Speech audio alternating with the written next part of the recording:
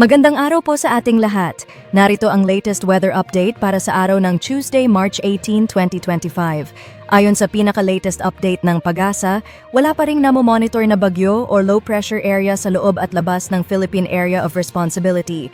Ngunit, may dalawang weather systems na nakakaapekto sa ating bansa ngayon.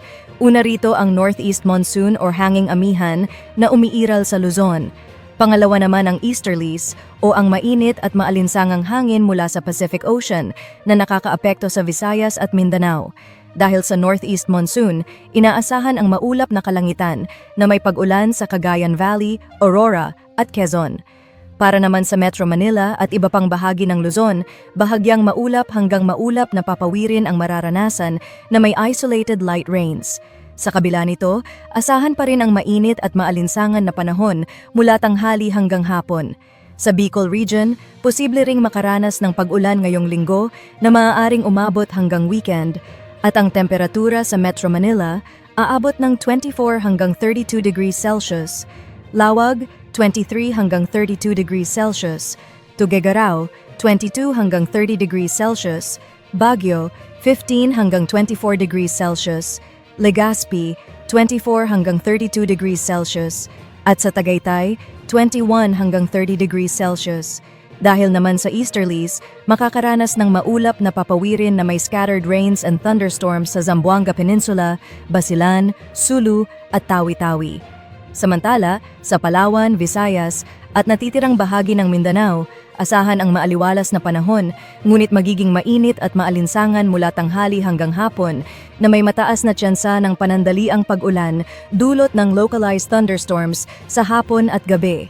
At ang temperatura naman sa Calayan Islands and Puerto Princesa aabot ng 25 hanggang 33 degrees Celsius. Sa Iloilo and Tacloban, 24 hanggang 31 degrees Celsius. Cebu and Cagayan de Oro, 25 hanggang 32 degrees Celsius. At sa Zamboanga and Davao, 24 hanggang 33 degrees Celsius. At sa heat index, kahapon nakapagtala ang Metro Manila ng 34 hanggang 35 degrees Celsius sa heat index. Ang pinakamataas na naitala ay 45 degrees Celsius sa Dagupan City, Pangasinan, habang 42 degrees Celsius naman sa Guiuan, Eastern Samar. Para sa forecast ng heat index ngayong araw, inaasahan natin na mararanasan sa Metro Manila ang 36 hanggang 37 degrees Celsius habang ang pinakamataas na posibleng maitala ay 42 degrees Celsius sa Dagupan City, Pangasinan. At sa ating lagay ng karagatan, may nakataas na gill warning sa Ilocos Norte at Ilocos Sur. Pinapayuhan ng ating mga kababayan na delikado pong pumalaot sa nasabing coastal waters. Iyan ang latest weather update natin ngayong araw.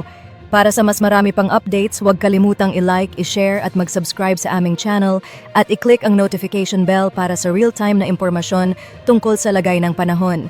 Maraming salamat at mag-ingat po tayong lahat.